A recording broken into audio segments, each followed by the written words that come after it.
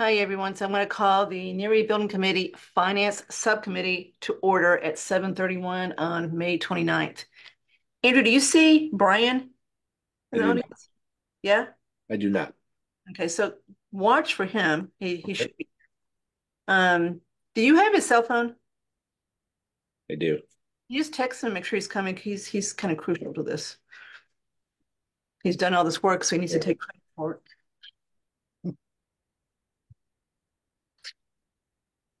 There he is. There he is. Hey, Brian. There he is. Okay, so let's get the routine stuff out of the way and get to the main event here, which is to discuss the impact of the cost on the town's budget. So did everyone see the draft minutes from April 26th from Mariana? I did. Anybody have any additions, changes, corrections? I do not. Nope. Mark? Okay. I think she does a great job on these minutes, so I hope she hears this. I move to approve the April 26 minutes as sent. Second. Roll call vote, Andrew? Aye. Mark? Aye. Cook is aye. Okay, now let's do our monthly approving of invoices so these guys can get paid. So sorry, guys, it's so late, but when we get to the next part, you'll see why this took a little bit of time to get done. Okay, so we've got three invoices, our normal invoices. We've got the Stanska, we've got Errol Street and their subcontractors, and we've got 2x16, which is $3,000. Anybody have any questions on these invoices? Andrew, your hand's up. No. I'm good. Okay, all right. Mark? I'm okay. All right, so I've got the overall spreadsheet in front of me. We're still within the 950. We used a little bit more of it than from last time, so we've got about $6,000 left to commit to something that comes up unexpectedly. So not much, but there's a little bit. All right, so Andrew, you want to make the motion? In a sec. Just one thing on, I guess for Jim, all of the costs here are already within the budget, right? These are all like the subcontractors that are part of Aero Street or Skanska's contract, right? Yep, correct. Yeah, it's all drawing down from committed costs. Yep. Okay, great. Then I move that we approve invoice number 578 for 2x16 in the amount of $3,000. Invoice 1323833-15387-8 for Skanska USA Building Inc. in the amount of $18,780. Invoice number 729513 for Arrow Street in three different sections, $34,440, $2,565, and $10,000. Mark, can you Second. second? Okay. Roll call vote, Andrew, All right. Mark, Aye. and Cook is aye. So all invoices are approved. Becky, get them paid. Um, I'm an hourly biller, so I appreciate the Aero Street's hourly rate is probably pretty low on the work you're doing right now. So thank you guys, and I'm sorry this took a little bit longer than it should have to get you paid. Okay. So the reason we delayed this a little bit, we were trying to get some projections together, which Brian did a yeoman's job doing. He worked with our bond counsel consulting firm, Unibank, to help us understand what the impact of this project could be on the town budget. So we've got some numbers to share. Andrew's gonna let me share my screen. I've got them on my screen over here. But before we do it, let me just tell you, it's quite impactful no matter what project we do. There's no choice here that doesn't have a significant impact on the tax burden of the average taxpayer here. Keep in mind, those that aren't used to doing this all day long, that 84% of the tax burden in Southborough falls on houses. We have a very small commercial base, so when there's a tax increase, it's going to be felt mostly by residential taxpayers. The costs that we're using don't include the cost of retrofitting Woodward if we were to close Fenn and move pre-K to 1 to Woodward. So that's not even in here. So that's a number that's not even considered yet.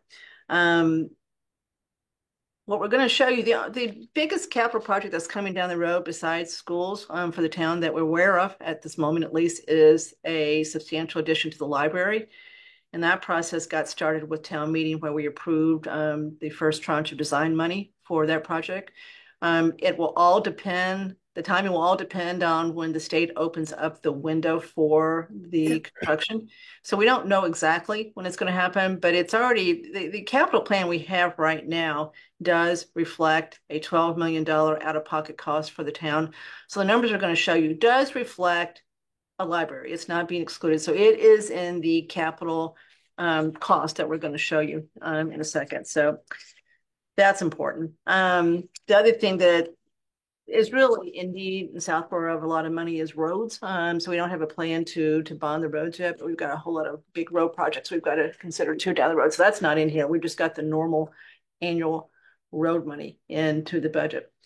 Okay, so I'm going to share my screen if Andrew will let me. You should be co-host, so you should have the ability. All right. Tell me, let me know if you can't.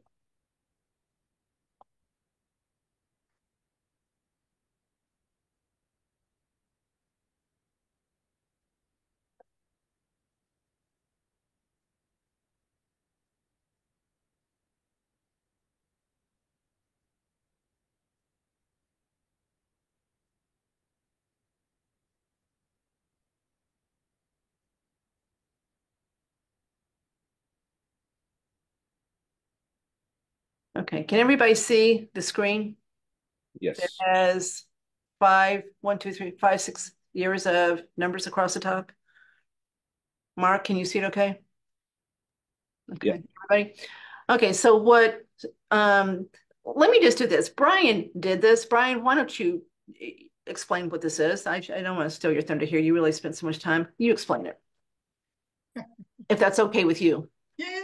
No stealing my thunder, no. So we took 12 different variations on this, and you can see under the project title what it is. You know, half of them 4 grade, half of them 2 grade, of a couple of the different options. So the LP and the LD, take the first two, LP and LD is level principal and level debt. I don't know if everyone's familiar with that, but the state allows you to amortize your bonds in 2 different ways. You can do a level debt, which is actually a little less money at the beginning of the amortization, but you got to realize you're paying a lot more interest because you're not paying down the principal as fast. So then you have the level principal, which pays down the principal as you go through the amortization schedules. So, hey, Brian, I just need to interject something because this is going to confuse people if I don't explain this.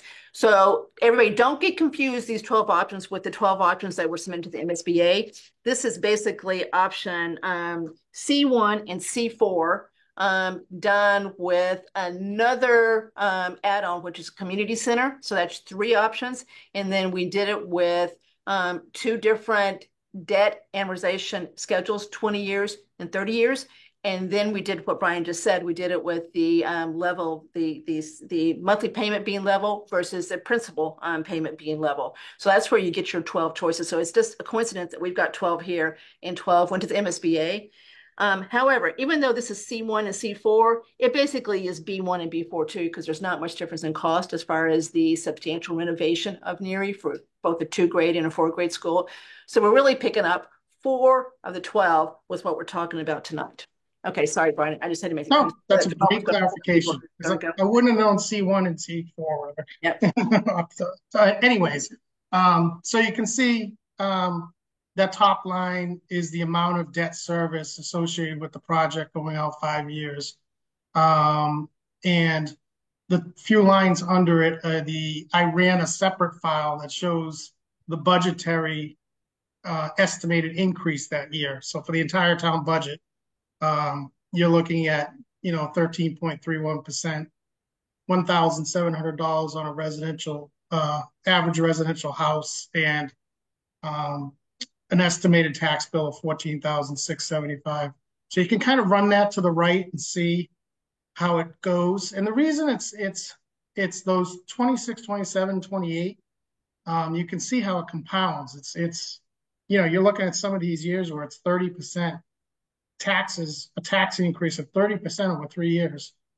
That's because that's the tranches coming through for the borrowing based on the cash flow. So you can see it drops, it reaches a peak and then starts dropping in 29, 30.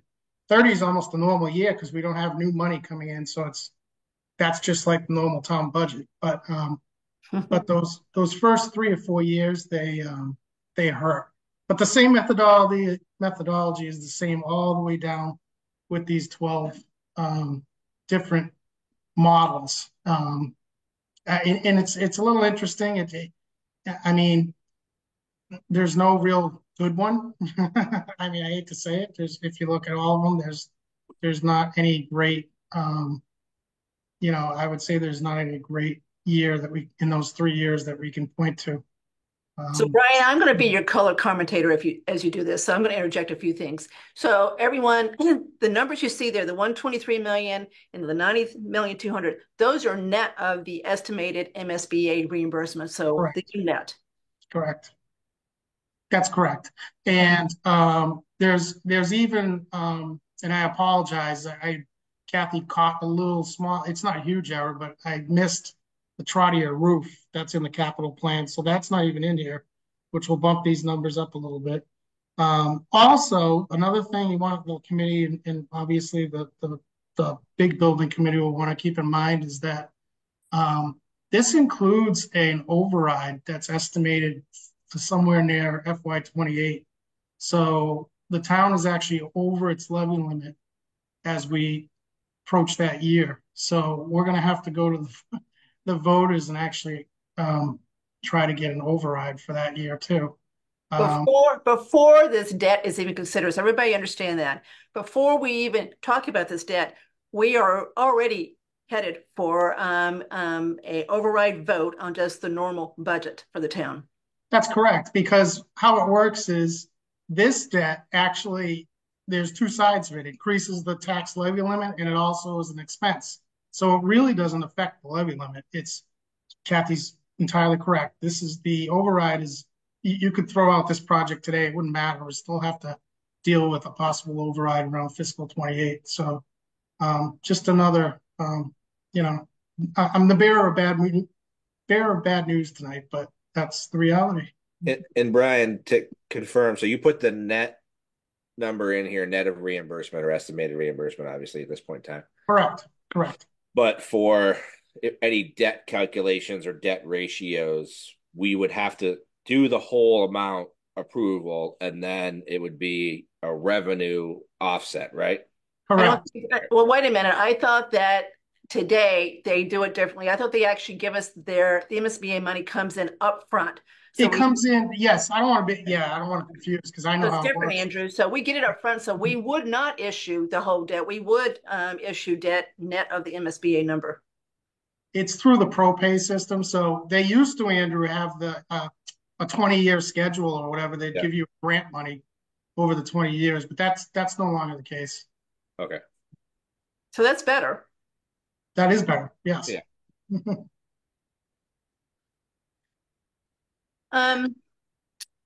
So I'm going to bring up now the 5-year spreadsheet that we use every year for the budget and let you see that with one scenario because in it, you're going to see that there's already a lot of capital and a lot of that capital is already for the other schools. So the schools already have a big amount in the budget, forget the operating budget, but the capital budget before we even do that. So let's get that one over.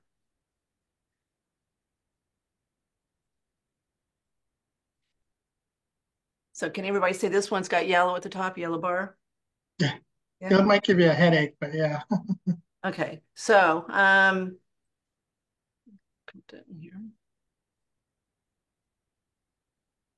Okay, so I'm down. Whoops. Ooh, here you go. Okay, I'm trying to get to the bottom of one of them.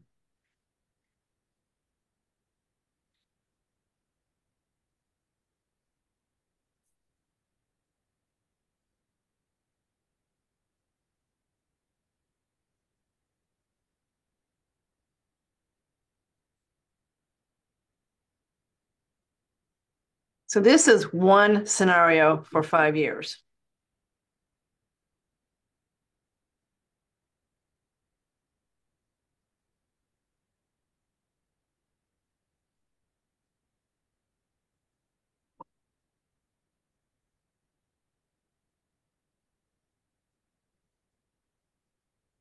Okay, so you'll see nearly dead on the line I just showed you. So, okay, Brian. Stop. Yeah. Now,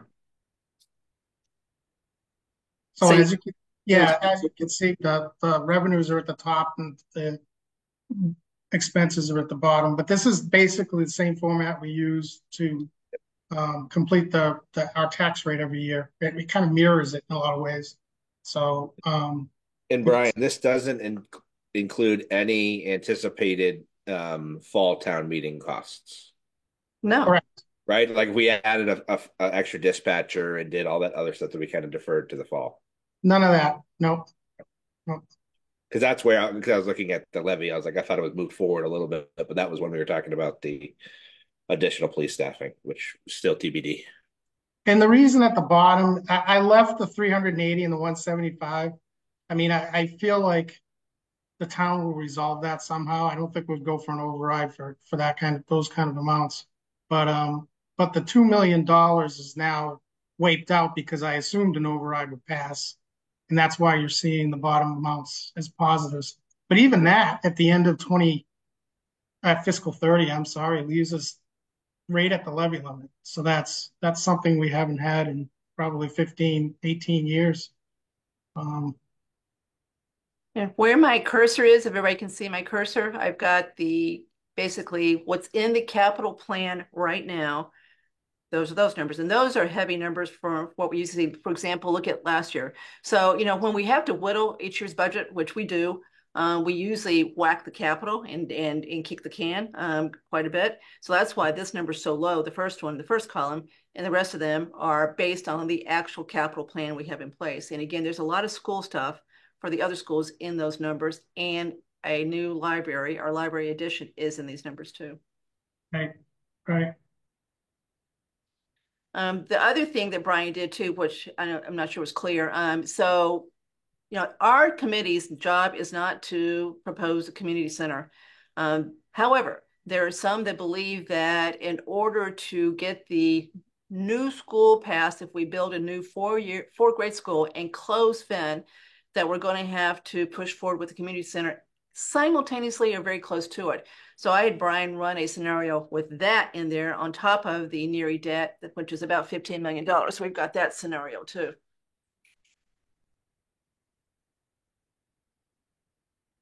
So as this sinks in, Becky. And Brian, can you go back to the single family for a second? The bill. The previous one? Yeah, Yes. just that average single family tax bill calculation.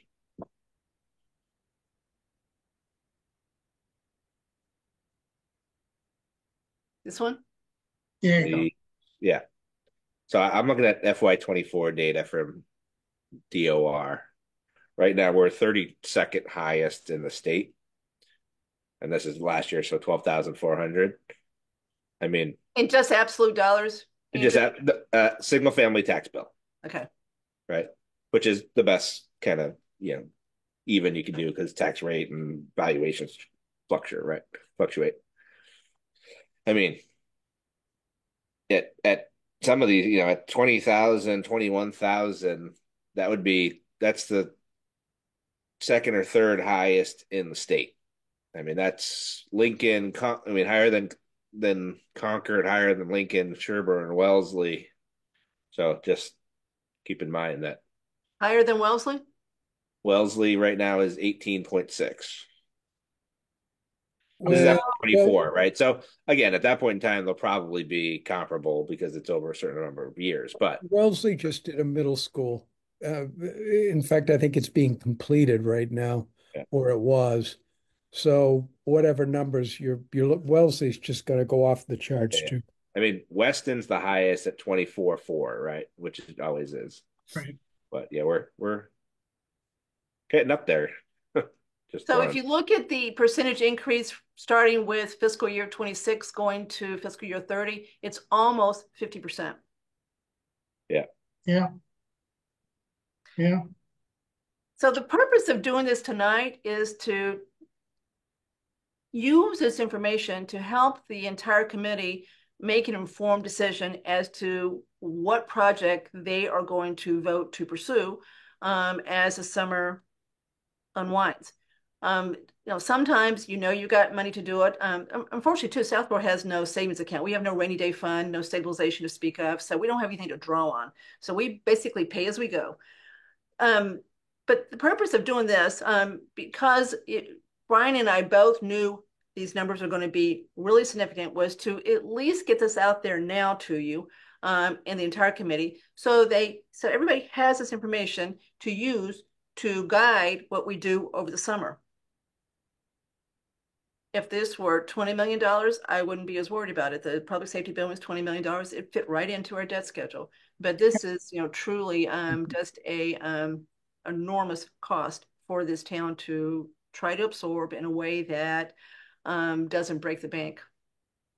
Yeah, I think it gives a high level view, even if, you don't have to get into the weeds, but just in general, if you look at it, it's just, you get a sense of what you're dealing with, even among the lowest amounts to the highest on the sheet. It's fairly kind of the same, to be honest.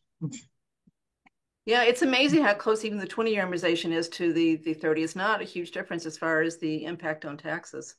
I thought it'd be more, but it's not. Correct. Which shows you why you should do 20, not 30, right? Probably. And the other thing too is how old are the other schools? Finn and Trottier and Woodward are all about 20, 22, 23 years old. And so by the time this debt is paid off, those schools are going to need to be rebuilt too. They'll be 50 years old. So we look like we're going to get into this just circular issuing of debt just to fund schools. Right. And Algonquin too. Algonquin will be 50 years old. So our high school, same thing. Go ahead, Jim.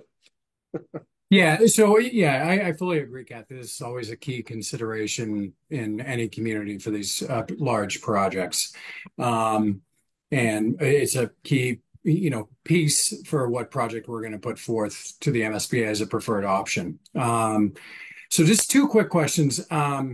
What are we assuming for an effective rate from the MSBA or town share, however you want to look at it? 18%. Okay. All right.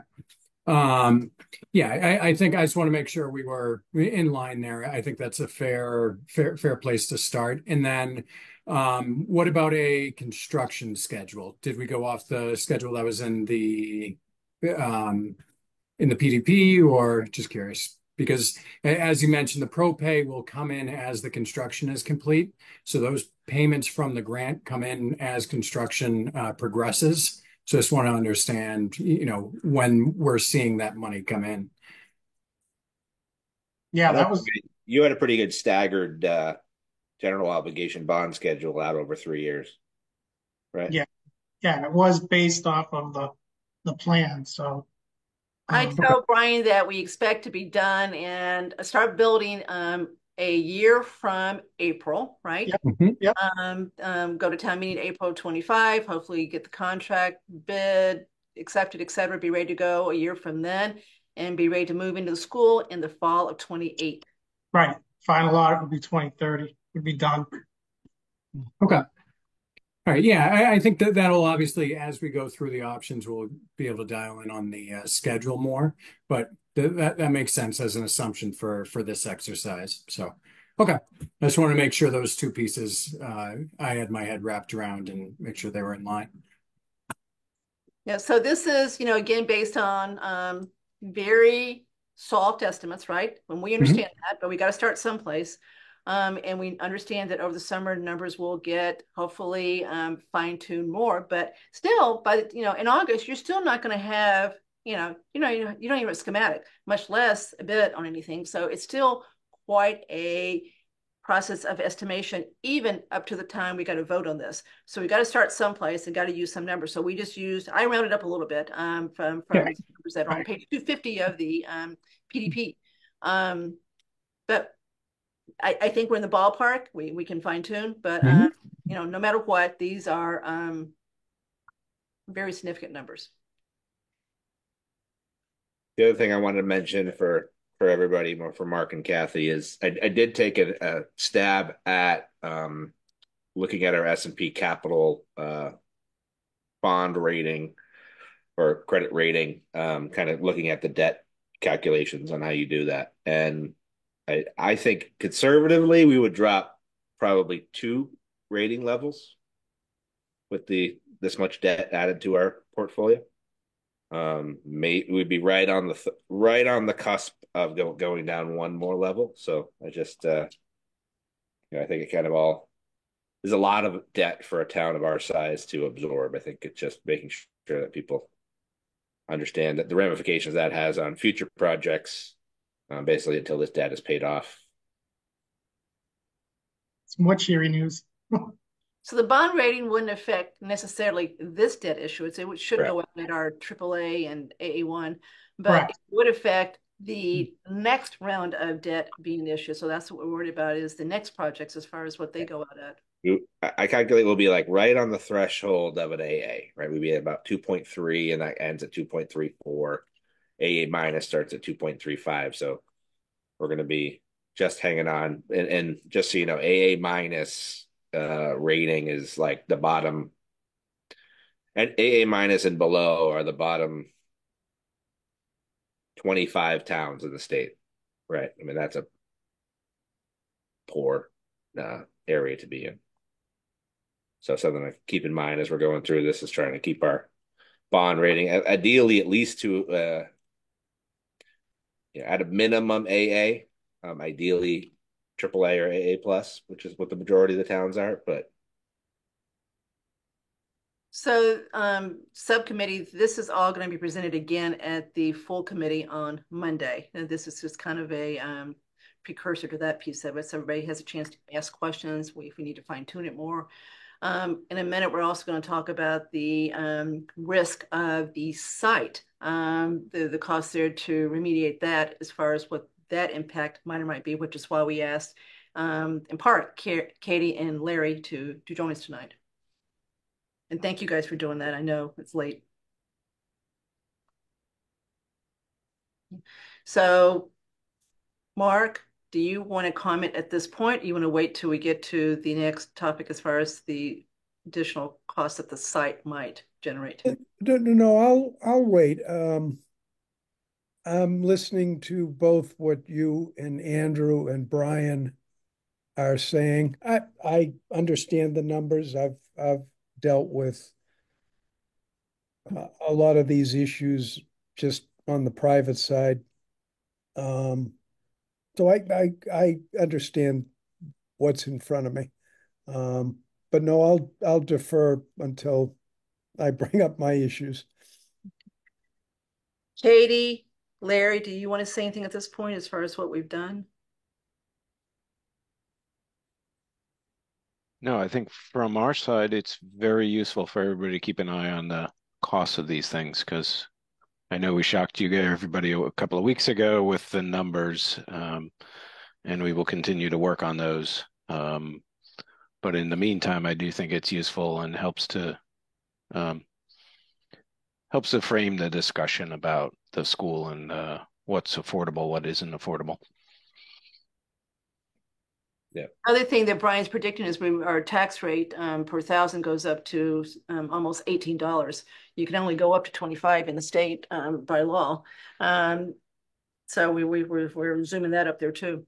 So, okay. Brian, anything else you want to say before we start talking about some of the issues with the site as far as what that might do to the cost? No, good job. Thank you. Becky, anything from you? Okay. All right. So to everyone that's on the Zoom, Mark Davis, probably more than anyone on the entire committee, has expressed concerns about the site itself. We know that there are concerns at this point, and our committees. We got to stay in our lane tonight, which is talk about the cost. So we're cost. We're not talking about design. We're not talking about communications. We're talking about the cost. So it felt to me like it was appropriate to at least discuss his concerns as far as what that might do to the cost. I know, Katie, I think you said some of that's built into this already. So we'd like to understand probably what is built into it, and then therefore be able to gauge the risk of what's built into it not being enough, given Mark's concern over the site itself. So with that, Katie, do you, Larry, want to describe what's actually in this budget as far as site work? Let's see. Soil removal, the proposed schemes that would be building new on the softball field, which would be either an ad reno, so adding to the existing building into that parking and getting even closer to the field, or a new build on the existing field, would require a removal of 6 feet of soil.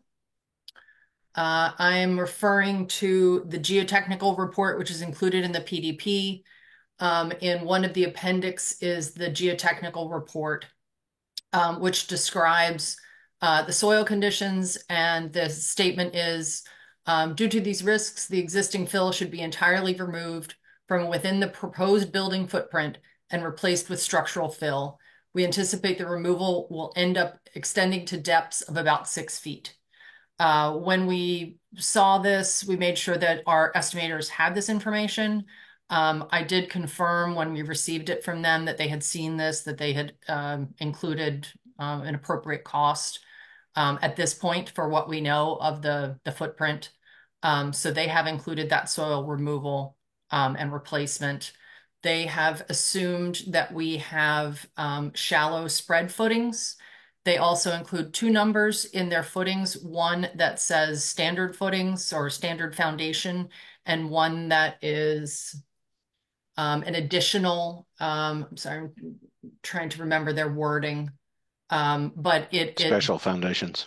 Thank you. Yes, special foundations. So that's talking about having to remediate the soil in order to be stable enough to place these foundations. So both of those numbers are factored into the estimate for all the various schemes, depending on the amount. So there's a smaller amount where it's the addition, larger amounts where they're the new build. So that's the largest site numbers. I know Mark had some other issues with the site to be discussed. Mark, go ahead. Yeah, in that number of the soil removal, do you have dewatering in there? There's dewatering during construction, yes. That is specifically listed. Well, when you're removing 6 feet and the water table is probably around 2 feet, you got to remove 4 feet of water before you can get to the bottom. They do include dewatering during construction. Okay. Yes, there's a line item specifically for that. And my understanding is that, well, correct me, my understanding is that you need to treat that, make sure there's nothing in it before it gets discharged. And I'm not sure it can be discharged on site. It's got to be discharged somewhere else. They may be able to. We did something similar on a similar site recently where they had a large tank on site, and they took the solids out in that, so they treated it on site before they were discharging it. So that's part of the process. I just want to make sure that the dewatering has been taken into consideration. And does that extend if we remove the school and have to put parking in that other area, or are we removing that fill at that location as well? They describe that separately in the report. So the paved areas, the existing fill and subsoil should be removed to the top of the natural sand and gravel, or a depth of 18 inches. Okay. So it is not the 6 feet that you would have under the building. but Yep. it is 18 inches. There is some removal. And I would, and Larry or Jim can correct me if I'm wrong, but I think it's fairly standard, that usually the topsoil is not particularly great. Right. So 12 to 18 inches is fairly normal. Yeah, it's always assumed to be that it's not going to be acceptable, Phil. Mark, you were asking about the area underneath the existing building, and I'm not sure we have data on that yet to know. In other words, if we come back with fields, probably there's not a lot of work to do. If we come back with parking, there's maybe some work. Don't know yet, but it's not a heavy load. Nor have we sought out information figuring out yet, what happens to the utility runs, but we're not anticipating those are going to have to be suspended or something like that in the process. Related to this and not the other stuff I've got to talk about on the foundation.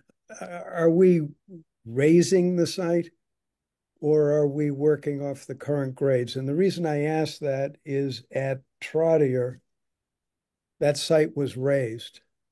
I can't tell you how much, but it was raised pretty dramatically to bring it up and out of the water conditions. RAISED, not RAZED. You're saying literally RAISED. They brought in a ton of fill to bring the grades up for that school. Mm-hmm. Are we looking at raising the grades? And that goes to my question. And one of my issues is if we don't, we're sitting here today at groundwater that probably is going to remain at least 2 feet down. Is that sufficient to be building a building with knowing full well the groundwater is not too far from the bottom of that foundation? I don't know as we have a determination yet of the amount. I would expect that's going to be part of our study. Okay. Part of the question, and Katie and I were sort of talking this through as we sort of got ourselves organized for tonight, is to what extent is there projections on the amount of water that's going to come into the site, which, in a area that's more related to potential coastal flooding, people are taking into account sea level rise. Mm-hmm. You've got a sort of different condition, but on the other hand, the storms are getting big, so the amount of water that sheds into this bowl where the site is something we want to think about. We have done more substantial studies on other projects where you try and calculate how much water is actually draining into that area and figuring out the impact. And then part of that is understanding the risk factors and saying, okay, in 20, 30, 40 years, where do we want to be versus where we think we should be today? I would say we're at the very tip of that discussion, investigation. We haven't really gotten too deep into that. Your caution or question about the money is an interesting one, is, how much contingency do you start piling onto the job? Right now we have a 15% contingency on everything related to the building, and that's because we're very early in the process. The numbers we put out there sort of gave everybody pause. We want to be cautious about not overburdening the project with continuing to layer on potential costs that make it less and less attainable as we go. So I can't say we have the answer yet. I'm hoping we will have some more development before we're making the final selection in August or in July, actually, because we need you guys to identify a preferred site sometime in July. And to put a little bit of perspective on the numbers. So currently, just call it the 2 grade, the C1, C4, just to keep it with what we were just talking about. We're carrying 12 million for C1 and 13 million for site work for the C4. So To put that in perspective, we had a lot of issues at Arlington High School, a 405,000 square foot facility, and the site work there was 18 million.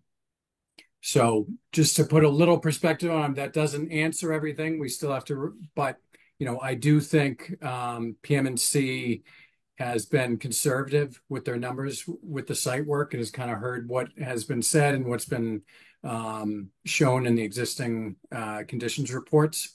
So just a little perspective on what we're currently carrying as far as a dollar figure. Have you put the 12 and 13 under the contingency, or it's not subject to contingency? So that's above the contingency. So that's hard costs that we're carrying within the project. Jim, how is that getting broken out between site prep improvements, mechanical utilities, et cetera?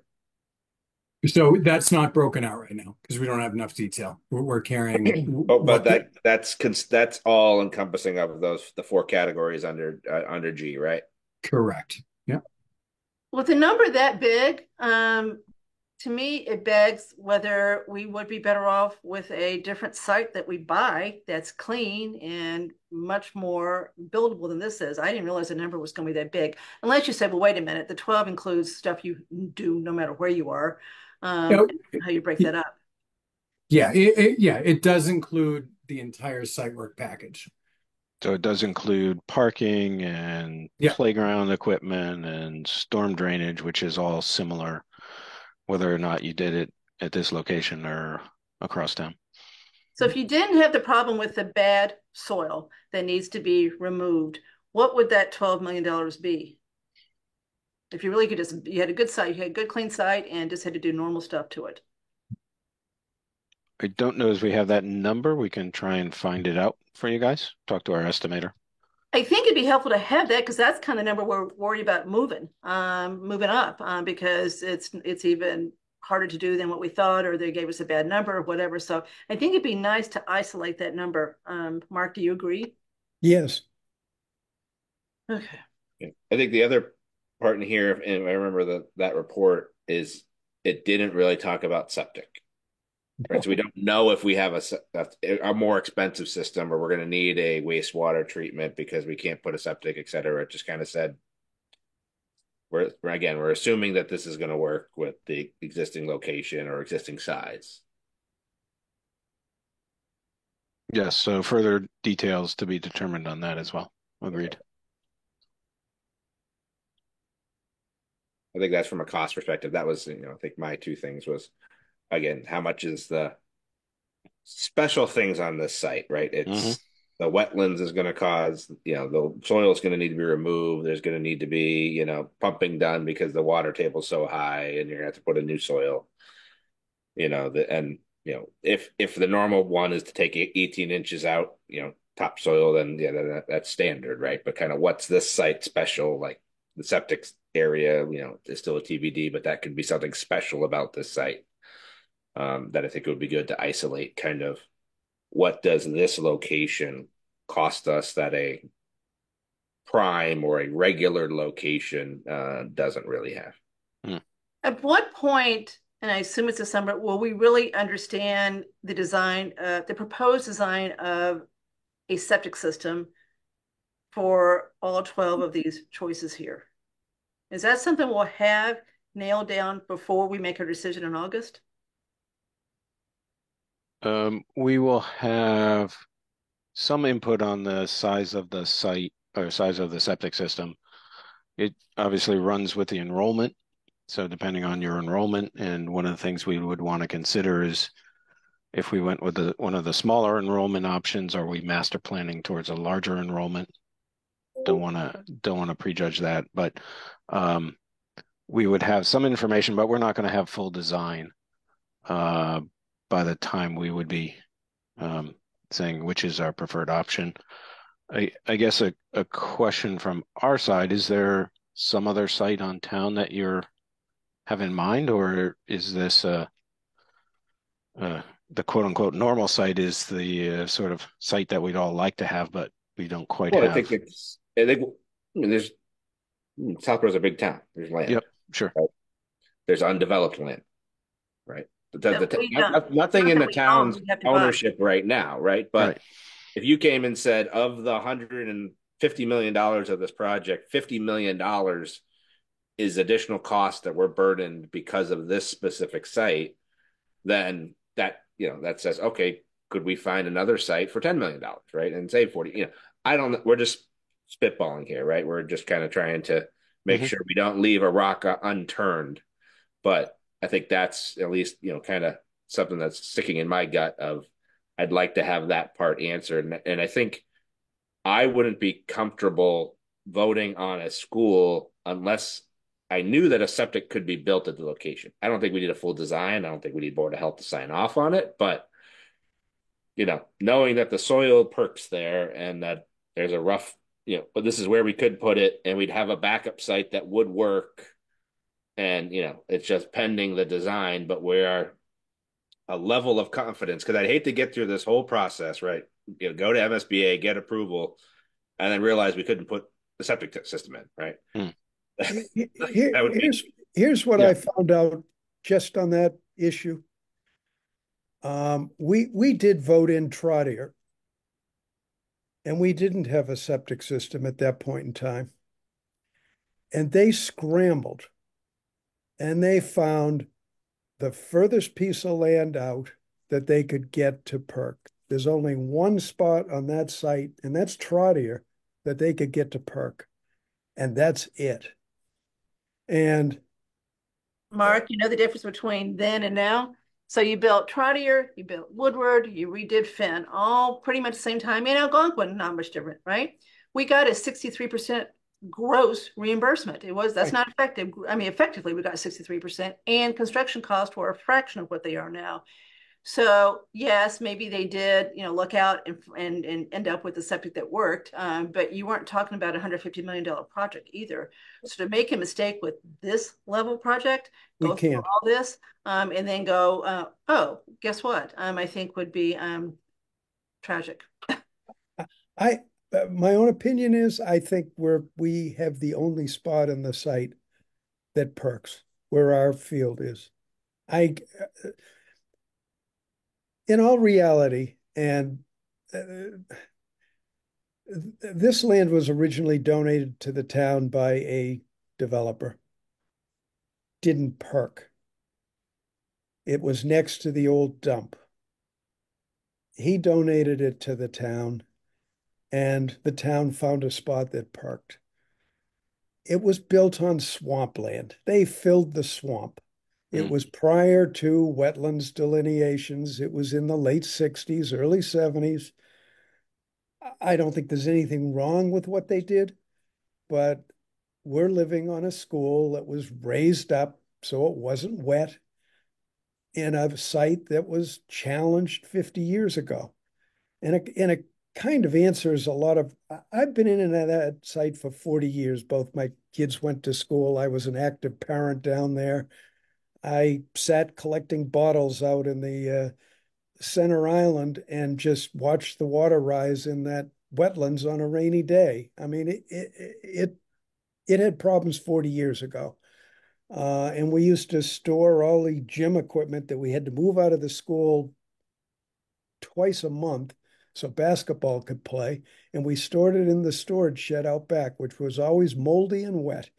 So this site has scared me forever. And when I heard of the high groundwater and I heard of the soil conditions, it kind of scratched my head. And after chatting with a couple people, it all makes sense to me. I would not want to move forward unless we knew we were dealing with a area that had proper septic. We just need to know that it's going to work there. And I've already alluded to the fact, I think at some point we're looking at a treatment plant anyway, because I don't know the status of Woodward. I'm assuming it's okay, but we're getting on to 25 years at, not Woodward, I'm sorry, Trotter. We're getting on to 25 years of a septic system over there on a challenging site. So at some point, we're going to be dealing with this issue. Do you want me to continue? Yes. Sage is I'm yours. I'm the Luddite in the room, and I can't put photos up. Does anyone have the ability to put the PDF site through in that email? I can. Okay. You have those handy, Katie? Yeah, just give me 1 minute. Open your email. I've got it right here. Um, let's see. Let me open them all and then I can toggle between them. You're now co-host, so you should be able to present.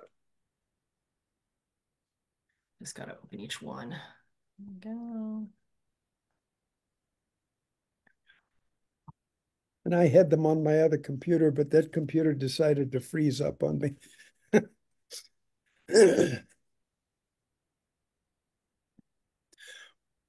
Well, the first one is the actually that one's okay. Um, let me just point out one thing, and this came off of MassGIS on the Mass Mapper, and again, I'm generally a Luddite on this stuff, but I love to play around with it. I couldn't get the layers to load properly on this thing, but Hmm. they have some pretty decent layers that you can put on this. On the very bottom of the site behind Neary School, south, there's a pond right up there. And our septic system is that green space just above it. That's the old septic system. No, no, The current one is here. it's back here. It's not, Hmm. okay. Let me show you quickly the map that we've been developing. So this is our site plan. And we had, it took a lot of digging through plans. There was the former leach field is Oh, so here. they did move it. Okay. Yeah, so now it's Way up. located here. Okay. There's a lot of really pretty flowers blooming on it today as we were walking around and looking at it. So it's up behind. So, but that is the former location. Then you're probably, because of that pond up in that corner, you're probably looking at another 100 feet around that we really can't do much with. Um, Only if it's designated as a waterway, or so we walked It's with Conscom this morning, just so I have a little bit of information top of mind. Yep. And when we were looking at this side of the site, tell me if you can see my hand I can pointing see it. here. That's a river. I agree with that. Yeah, and I was just gonna say they were more concerned with setbacks from water than they are from wetlands. I'm not sure how that water that you're pointing out over on the other side is classified. I can reach back out to them and ask if it's considered a waterway or if it is just, ponding water. It appears to be ponding water. Mhm. The Um, DEP classifies as open water in GIS. I don't know. It's not marsh bog or wooded marsh or reservoir. They have it as open water, whatever that means. But Mark, why are you concerned about the pond now that you know the leaching field has been moved? well, go back to there's a slide there that I showed and outlined two yellow areas. What has baffled me is that Hmm. wetlands at the bottom of the landfill. So, That's the pond, okay, what you're looking at right there, and that's the green sort of, whatever yeah, this crap that. here. Yeah, it's a shallow pond. And I think two houses over, my daughter used to play at that house. They used to try to skate on that thing. So it's been there forever. Um, I just don't know whether that buffer is going to affect us in any way, shape, or form.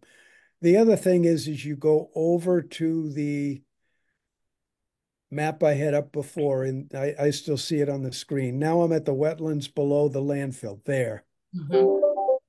There is a stream that runs off of that, Oh, going to okay. that. And that was when I talked to one of the members of the former committee at Trotter, and I said, the stream in the woods is now classified as a river. And he thought I was talking about this stream. Uh, Uh, There were questions on that one 20 years ago, and it was never running water. It was more seasonal. And once I expanded the FEMA map out, I know where all that water is now coming from, and it's coming from Route 9 out in front of Ken's Foods. Um, so we're going to be staring at running water. So the classification there is correct, but we need to take a look at this other stream because this is the one that's draining that wetlands. And I was told 20 years ago that water had a sheen on it. It was dragging stuff out of the site. And I don't think anyone's ever had to deal with it. So, Mark, just to be clear, because this again is the finance subcommittee, is your concern about this water, its impact on being able to build a viable septic system, or is it just the whole site as far as what the water setbacks, et cetera, might do to our building footprint? Well, yes to the septic system, but not as much anymore if you've got that other location. More that as we dig deeper in this site, I think we're going to find conditions here that we're not going to be able to mitigate. And the concern I have is the landfill. What's going on with the groundwater? What direction does that groundwater flow? And I need to know, somebody needs to tell me what percentage chance do we have that that groundwater in 50 years is going to be under our new building? If we've got contaminated water on that site, we need to know it. And we can't be running a blind eye. To some extent, they might have in Trottier because it was far outside their site. But there's some issues down there that we've never really effectively dealt with. And if you look in the sidewalk, right where that thing crosses the entrance drive, there's, I don't know whether it was collapsed pavement. There's wooden boards, almost like it's a bridge. I didn't have the right clothes, so I really didn't want to go into the weeds to figure out what's going on. I couldn't figure it out down there. So, Mark, I'm going to say this. That's all right. I think this is probably enough for tonight as far as this goes. I think you're going to need to bring this up in front of the full committee on Monday, all your concerns where you're able to do more of this broad discussion, where we're definitely talking about things other than just the impact of this on the cost of the project. I have no problems. I guess the reason I wanted to bring this up is I think whatever we have in the budget, if we are going to clear this site so that we're not dealing with these issues, I want to make sure A, the numbers are in there, or B, at some point, we have to make that tough decision that the costs are too great to bring this site up to a standard that we can build a school on it and be satisfied that it's going to be safe for 50 years. And that's a numbers issue. So Katie and Larry, can you talk to your estimator and see if he can take that $12 and $13 million and break it up into at least two parts? One is normal and one is abnormal, for lack of a better adjective. Sure. Okay, so that way we really know what that abnormal piece is, and if it grows, we know where to grow it. And the other concern, and I'll bring it up in front of the whole committee, is if we do decide to make that decision, we still need a lot of information to be able to make sure that our current school is going to remain safe for the period of time that we're going to continue to use it. We can't raise these issues and then abandon it.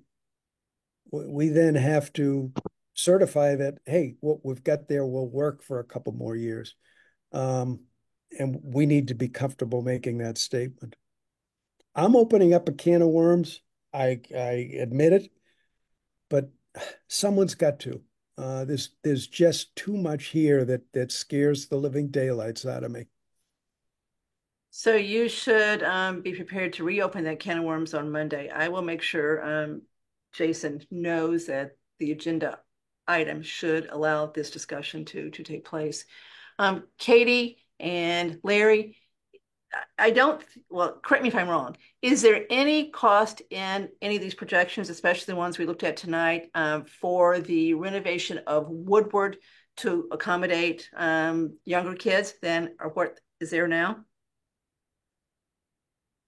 You're saying if under the 4 grade scenario, we do work at Woodward to accommodate the pre-K through 1. Yeah. No, there's nothing in there for those. Larry, correct me if I'm wrong, but a kindergarten classroom needs to have a bathroom, right? And it's a little bit larger square footage.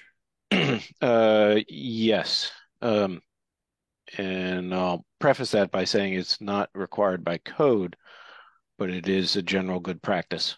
Okay. Okay. So we'll need to, depending on how this moves, if it looks like we're moving toward a 4 grade school and not a 2 grade school or 3 grade school, then we should take that into account as the summer goes on as an additional cost to get Woodward ready for the younger kids. Mm. Everybody agree with that? Okay. Assuming bathrooms would have to be changed a little, a little bit of stuff here and there. Maybe bathroom counters lowered, whatever. For the tots. Okay. So this is just the opening meeting of where we will have a lot of meetings to talk about money. I believe Jason is going to, so Jim, you probably know this, set a schedule for the summer on Monday. Yep. For the school committee. So we may have to meet more than once a month, depending on where things go, given how fast this is going to move. Because remember, last week in August, we've got to have had our vote and be ready to make the submission. You got to give Errol Street time to do that. I don't know if it's how big that submission is, but it's got to take a while to put that one together too. So we really are going to be making a lot of decisions in a very short period of time here. So with that, anybody else have any comment as far as the potential cost of the project? No? Is Jim or Katie or anybody, is there any more talk from the MSBA side at adjusting I know they just increased the rates on the reimbursement rates, like the dollar per square foot rates, but is there any more? I haven't seen much in terms of legislation that is looking to do that in the future, but are we locked in right now at a certain thing, or if they make a change in the future, would we receive that benefit? So when we're accepted into the program, we're at 550. So that's where we will be. Okay. No matter what they move it to. Correct. I mean, this is not the right group to complain to, but with current cost, all-in cost, $12.50 or so a square foot, mandated in large part, are caused in large part by various state rules, including prevailing wage laws, right? A private contractor could build a building for a lot less than $12.50 a square foot. So, given that the state laws mandates or has a whole lot to do with this cost being what it is, one would think that the MSBA, which is also a state agency, would move up their rates to reflect reality. So how it could be 510 versus 1250, it makes no sense to me. How they think a small town like us can get a building built with a reasonable impact on taxes, I don't think they're very realistic. So that's my diatribe for the night. Well, I think some communities get a much higher match. They do for sure. And of course, and some communities have much bigger that they've got, a bigger population to spread things over. So, we don't have that. We don't have a very big match. We don't have a stabilization fund. So we have a lot of detriments here to making this thing make sense financially that we know we need. All right. So any other business anybody wants to bring forth at this point? Yeah, there is a hand raised in the audience, but I don't know if we've gotten a public comment yet. We're about to. So yes, we can. So can you bring Mr. Chopper over? And allow him to talk. Should be. Hey, hi, do you guys like Price is Right and All right, I'm gonna mute him. Okay. Didn't sound like he was I like Price is Right and Night. I also love Why can't Matt. we get rid of him? all right. I'm going to. Okay.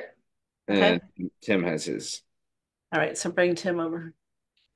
Hey guys. Tim, I assume you don't want to talk about Price is Right. No, I don't. Although price is part of this. The one thing that Bill said earlier, Valentine, about the sorry, I'm going to misquote exactly this because I was kind of doing two things. Brian Valentine. Oh, Tim. sorry, Brian. Yeah, Brian, I'm sorry about that. Is the price going up in 2028 on taxes about raising the money? I just want that spreadsheet as it continues forward would be better if it didn't have that accounted for as an already assumed happening. So I think it would be better having that document reflect the actuality of the situation versus the assumed situation. So that was the one thing I was going to say. Well, Tim, you actually have to assume it because you got to solve the problem that year. You can't deficit finance your budget, so it has to be solved in that year. So that's why you did it. You can't carry forward the negative. Okay, but it is a negative. Am I correct? From it at is this yes. yeah. So as the document seems to show, it looks like it's not a negative. So I'm just saying it should be represented from today going forward until that point in time, just so that way the full picture is there. Because that was what a couple million. Was that 2 million number that I think I heard? So that's $2 more million that's going to either hit the levy or cost cutting measures that I tried to do at 1% last year that didn't go through. So just to be clear, he knows where you have exceeded the taxing capacity. He therefore has raised taxes in that year, assuming that the override would pass to alleviate that. We can show it both ways to show people what he had to do it, but you got to assume that the issue is solved because it has to be solved one way or the other. Are you going to cut your budget? Correct, which is why I'm saying I think it should be shown in both ways, or at least more representative of the fact that there will be a need to correct that publicly, because unless you followed this meeting, you probably wouldn't know that particular clause. So making sure that that's public knowledge on top of the rest of this cost is what I would say. I think it should just make sure that we don't sort of bury it in the details of it as it goes forward. It should be another thing, obviously, seen to people that are going to follow the minutes or follow the happenings of this as they pick up later. So noted and good point. Because the plan is or the process is that in August we submit one recommendation out of the 12 to the MSBA. So we got 12 choices now. We talk over the summer. We look at numbers. We come up. We vote for one of the 12. Then our architects, Katie and Larry, take that and spend the next 9 months or so doing the schematic for that one design, and that's what we take to town meeting next April. So it's an up or down vote, and it's a 2/3 vote. So we hear you as far as making sure we get all this information out there, so that hopefully those that are going to pay attention will understand what we're talking about here and what the potential impact is on their tax bills. And second, or other comment that I had, which I'm not positive if I followed everything correctly, because I am catching up to speed a bit on some of this project, was the addition to Woodward. Is that not going to be financially figured out until later if needed, or is that something that we're actually going to have an apples to apples comparison against the other projects from an earlier date? Do you mean, because one of the choices is to add on to Woodward. That's Correct. not what we looked at tonight. We looked at 4 choices that don't involve Woodward, other than what you have to do to Woodward to make it more accommodative to the younger kids, the youngest kids. So Correct. is that what you're talking about? Or are you talking about truly using Woodward as one of the choices? I'm just I don't know if it's already in process or not, but my recommendation for if it's not is to have an apples to apples comparison of what adding to Woodward would cost. Since the town already owns that property, it doesn't seem to have the same negative impact the other location has from a wetlands and other perspectives. So just apples to apples cost, since you wouldn't actually from day one, I'm calling today day one, from day one to make sure that it's an option that's on the table. I just don't know if it's going to be work done later or if it's work that would be done if we needed to do it. It just sounds like a financially apples to apples comparison that we did on the Community Center Exploratory Committee when the library was pursuing their own options to make sure we knew what everything would cost from that point in time, for different things. It just seems like a good idea to do now if it's not being done. If it is, I apologize for not knowing.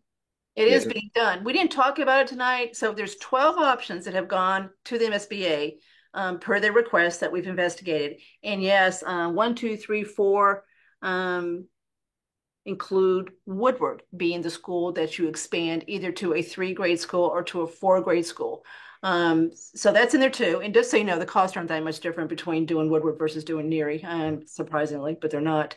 So yes, Woodward is being considered as a choice of where the expansion could take place. Okay, thank you. Okay, thank you. All right, I don't see anybody else. Do you, Andrew? Nope.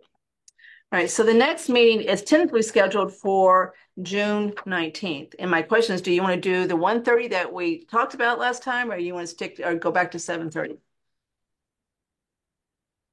So that's actually a holiday. I don't know I if was that's just like gonna say really, yeah. It's Juneteenth? Yep.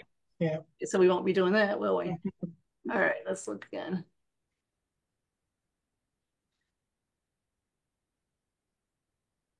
Okay, so we could do the 25th. It makes invoices payment a little bit late, which I hate to do, but we do the 25th, knowing that we may have something we've got to schedule in between, depending on what the full committee is doing and how we're going to approach analyzing these 12 options. So how's the 25th sound? And if that's okay, would you prefer 1:30 or 7:30? And I'm not going to ask. So Katie and Larry, thank you guys for coming, but obviously we don't expect you to be at all these meetings. So Andrew, which one do you prefer? I think during the day for these meetings, especially if it's kind of just a relatively pretty short one with, Jim and Becky, would be good during the day. I do have a hard stop on the Tuesday, the 25th at. And I didn't mean 25th. I meant 26th of June. I meant 20. So what did I say? The 19th? So I picked a Wednesday. Yeah. Okay. So Wednesday the 26th? Yeah, 26th, Wednesday the 26th. I have a 1:30 to 2 meetings. I could do 2 to 3, but or I'm open before 1:30. Mark? Easy at that point because school's out. I'm not being a grandfather during the day. All right, I can't do after the 1:30 one, so that's not going to work for me. And then the early one doesn't work for Andrew. So maybe 7:30 on the 26th. Sure. Okay. And again, this is tentative. We'll see how things go with the full committee and what else we need to do to try to keep the focus on the financial impact of our The other thing, Kathy, is we're going to probably start meeting weekly, right? So unless there's a deep dive we need to do as a finance committee, maybe we just post a joint with the or do it as part of the regular one, just approve the invoices. Yep, that's a good idea. All right. So we got flexibility here. One thing I will say before we turn back to the budget on these, I am surprised that the Woodward choices seem to cost as much as Neary, given that we just said all this money is embedded in the Neary project to do the soil remediation, unless you think you got to do the same thing at Woodward, which I am hoping you don't. Right? So Woodward has its own challenges being right up against the property line, I'm assuming, and some other things. Yeah. Well, and plus those are involved a phasing process because unless we tear down Woodward and start over again, you're basically doing a major renovation in addition to an existing building while you're trying to keep the kids there, if that's possible. Like Larry, that brings up an interesting question I had that I forgot to ask. Mm-hmm. For like the reno options that we have. Yep. Is anything considered in there and how we operate that, like temporary space we would have to rent or migrating people to the different schools, or is it just kind of we assume we'll figure it out kind of a thing? I would say a little both Okay. in the sense that we took a first pass at it. I think what we haven't ferreted out yet, really, with the school, with the district, is understanding how much capacity is over at Finn and how much capacity is at Woodward. That you could say, okay, we can move some kids out, and then we're dealing with whatever the remaining population is there. And then one of the things, we did carry some money for modulars. It's a little bit of a wag in the sense that we're not sure, if we can move, I don't know, half a grade out of the building, that's different than if we can't move much of a grade out. And then what ends up happening is we were looking at sort of splitting it and saying, okay, you would try to get if we went with a sort of major renovation of the classroom area, you'd want to get that emptied out. You'd go to town on that and then turn around and renovate the rest of the building and or build the addition. Again, it's sort of a bit of a puzzle, and that's why oftentimes people end up saying, all that brain damage isn't worth it because the dollar values may not actually save you a lot in their ad reno scheme. Okay, thank you. They don't look like they're going to here for sure. Yeah. Okay. All right. Is that it, everybody? Okay. So, Andrew, you're making a motion to adjourn? Motion to adjourn. Mark? Second. Roll call vote. Andrew? Aye. Mark? Aye. Hook is aye. So thank Jim, thank you, Katie, thank you, Larry and Brian and Becky, of course, thank you too. And Brian, truly, sincerely, thank you for doing what you did with this work and doing it as fast as you did it. Truly was very impressive. Okay. All right. See everybody. Okay. See you. Bye-bye.